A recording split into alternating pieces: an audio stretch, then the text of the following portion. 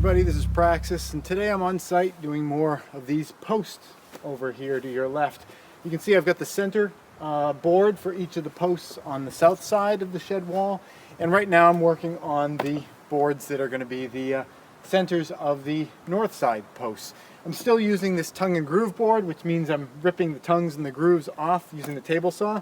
And the tip that I want to share with you guys today is if you're ever working with a table saw, it's great to have it level for safety and everything, and it's good to wear safety glasses. In fact, I kind of skip wearing safety glasses for all sorts of things where maybe I should, but for a table saw in particular, it's a really good idea to have safety glasses, because if you just think about the way that the saw blade is working, it's throwing all the sawdust right in your face. So it's kind of impossible to use a table saw, I think, unless you completely close your eyes and not get sawdust in your eyes, unless you have safety glasses on. So anyway, I was talking about leveling a table saw, and that's a great idea, but one thing that I found is pretty helpful when I'm working solo, and I'm sure there's some rule somewhere that you shouldn't do what I'm about to do, and I'm going to show you what I'm going to do in a moment. I'm sure this is dangerous in some way, but if you're a guy like me and you're planning on doing it anyway, I found that taking the table saw and tilting it slightly towards the direction of this guide can help keep the board up against it, as opposed to, having it tilting slightly away and your board's kind of drifting away. I've been running all these boards through, and having a couple of little blocks on this side, tilting it this way, really keeps the board up against this guide and really helps me to hold it through. So let me show you the process that I've been doing to get these guys through, and I'm doing this solo. Again, safety glasses on, pretty important, otherwise you go blind.